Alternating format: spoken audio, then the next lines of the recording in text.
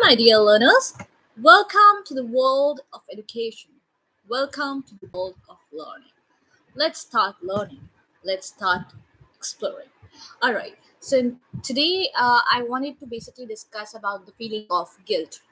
The guilt that we tend to have as as parents, as teachers, as educators, as children. Herein, I would be talking in terms of children.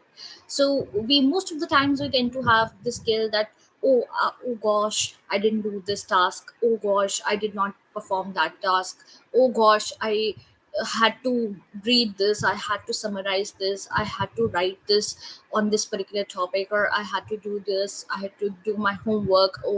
Gosh, I forgot to do it. Now I'll get scolded in the school, or it probably you don't tend to feel nice about yourself. Your self-worth and self-esteem gets affected when we talk about that. So when we talk about your self-worth, your self-esteem, that is governed by your guilt. Then your guilt is able to overpower over your emotions. So don't let your guilt talk to you or speak to you in terms of negative thoughts or negative patterns, but do reflect what causes that guilt. Do reflect on why does that guilt arise in you, take birth in you, you know because it shouldn't. You should have that much of confidence that okay, I did not do this. I'll just start. Don't rush. Don't rush. Don't say that okay, it's today I'll start. I'll wake up early in the today. I'll do this particular task, or tomorrow I'll wake up at 5 in the morning. Suppose, let's say 5 in the morning or 4 in the morning, which is like next to impossible. If you are a person who gets up at 10, 11, 12, or 1 or 2, it depends on individual to individual. So, for instance, I'm a night owl. I can't get up in the morning, but if I I can't tell myself that I have to get up at 5 or at 4. I can't force myself into. I can't push myself into that range. Because it's just not. I mean, it is possible. Everything is possible, but at this point of time, it becomes a bit difficult. So if not 5 o'clock, you can start with 10. Getting up at 10, getting up at 9, then you can reduce it to 9, then 8, then 7, then 6, then 5, then 4, whatever. Right? So don't set big tasks, set minor, little tasks. That today, okay, I'm gonna start with 10 questions. I'll do 10 questions. Don't set a limit that I have to do 1,000 questions or I have to do 100 questions. Start with 10 questions. Today I'll let me do just 10. I'll just cover up these 10 questions, and then I'll be done away with this subject. Then I'll start with another subject. Right? I'll suppose, for example, I'll do 10 questions of this lesson and 5 questions of this poem. That makes it to 15, right? So I'll do 15 in English. Then I'll switch over to, let's say, science, like chemistry. Then I'll switch over to chemistry, or let's say biology. I'll switch over to biology, or let's say geography. Then I'll switch over to geography, right?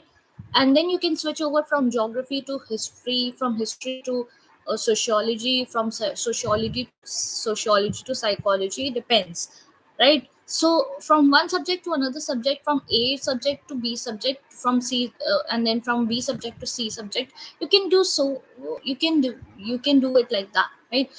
5 15. Suppose if you like English subject, then you can do 15 questions from English. If you like uh, after English you like geography, then you can do 10 questions from geography.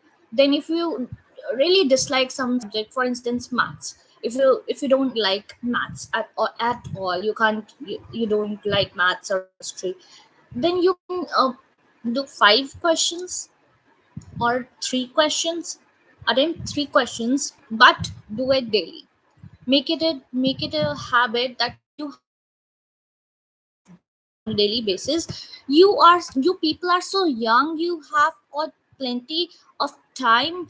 You please utilize it. Please utilize that time, because you are the future. You are the architects of our nation. You are the people who are going to build the blocks of our nation, right? So, and you are youth. You have that energy, you have that zeal in you. You should be having that zeal in you, that we have to do it, right? So you, and you should be having the will, because you have got plenty of time to achieve your dreams, whatever your dream might be, right? You are on the stage wherein you can actually go in for anything, right? You can choose any direction. So choose that direction very wisely, judiciously, and utilize the resources judiciously, and take your time, introspect. Do not have this feeling of guilt that I could not do this today, I could not do this today. Instead, be grateful for what you have been able to achieve, for what you have been able to do, right? So think about those factors, think about those things that you have been able to achieve, that you have been able to do, that you had to do, and that you have been able to do.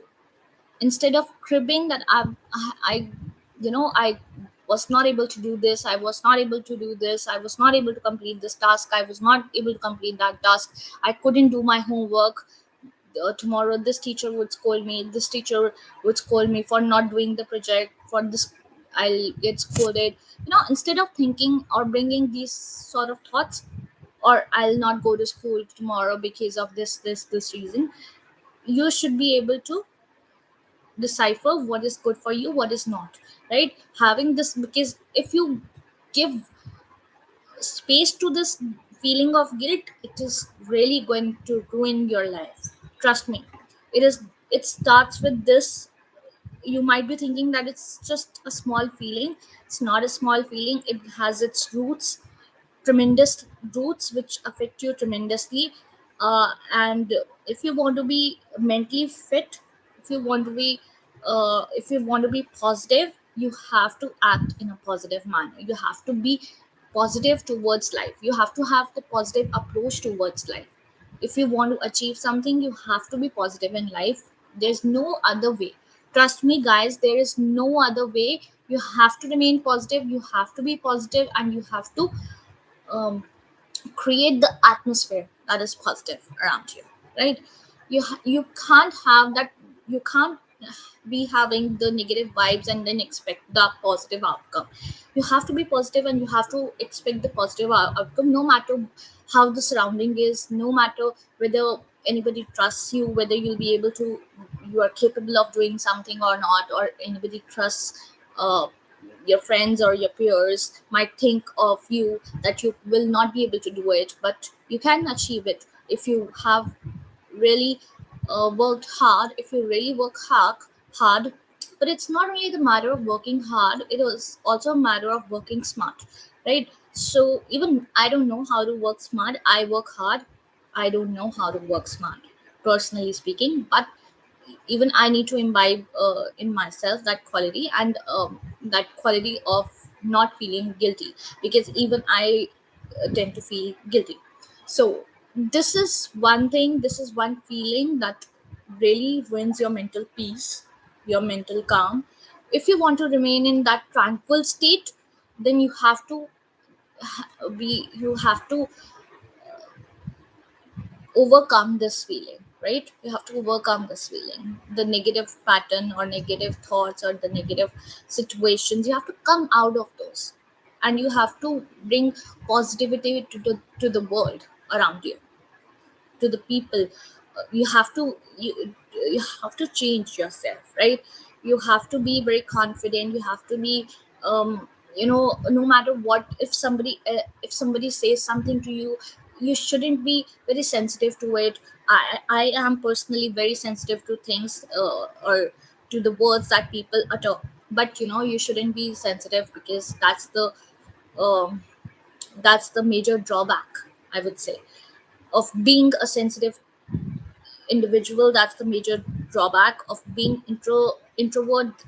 That's again a drawback, although I can do I am an introvert, but I can do all the extrovertish things. Trust me, I know dancing, I know singing, I know playing guitar, I know uh, I was a part of extra co-curricular activities. I've been an orator throughout my life, so I'm and I'm very extrovertish otherwise, but I don't like to talk to people much. I don't like to gossip basically. I don't like to speak negative or ill about, people, which people really enjoy, which people really, you know, think that that's very cool, that's the norm, to to ruin someone's reputation. That's really cool. That's not at all cool.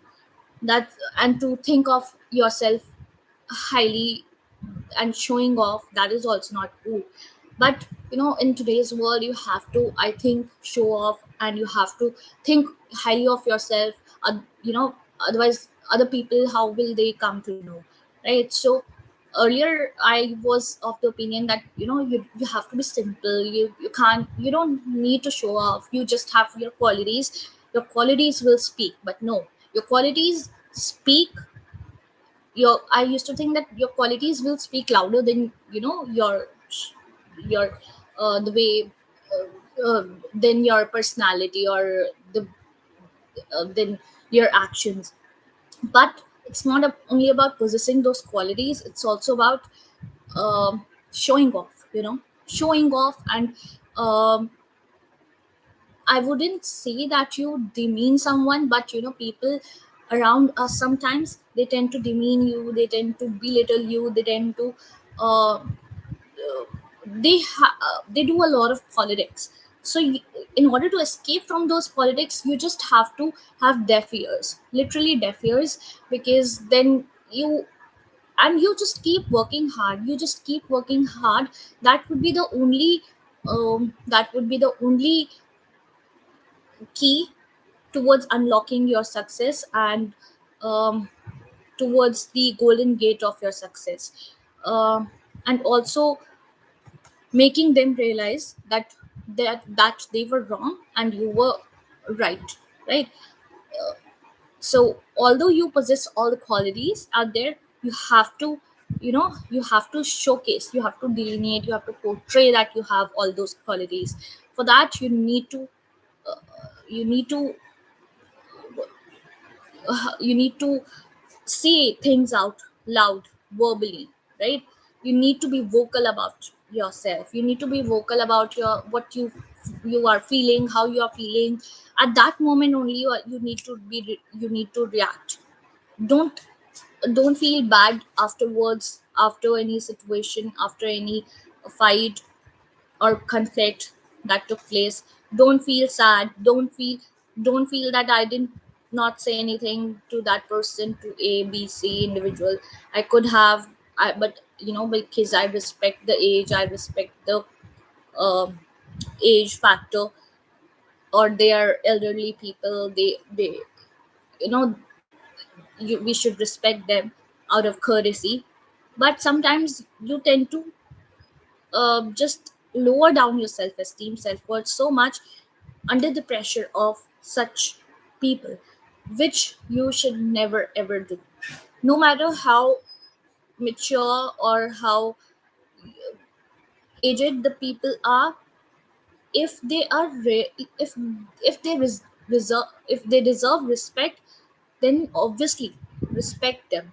But if they do not respect your needs, your desires, your wishes, your wants, the way you think, the way you act, the way you uh, say out things, the way you deal with things, if they cannot see the hard work or the passion or the enthusiasm or the way you conducted yourself so perfectly, if they can't see that, there's no, I don't think so that you should even, they are not people who you should be, instead of thinking about them, you should think that you are so powerful, you have such great command over the language, you have such great skills, good skills, you can showcase. The world is your stage, right? The world is our stage, and we are merely players who are enacting on the stage, right? Global stage. So go outside, go out of your comfort zone, do things that really scare you, and you will get to see the difference. This is Sukriti Joshi signing off.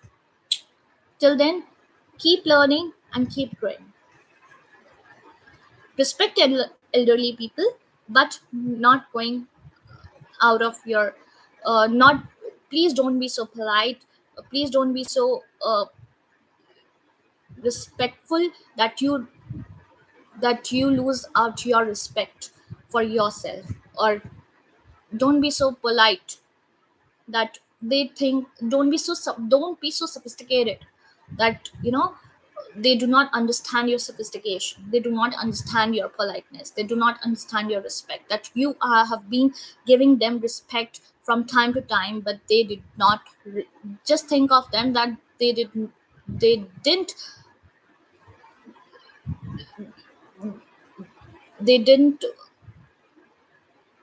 actually, they did not want that respect, they never wanted that respect, right? So you don't have to give them that respect. You you don't have to go out of your way, basically, right? This is Sukriti Joshi signing off. Keep learning, keep growing, work on yourself.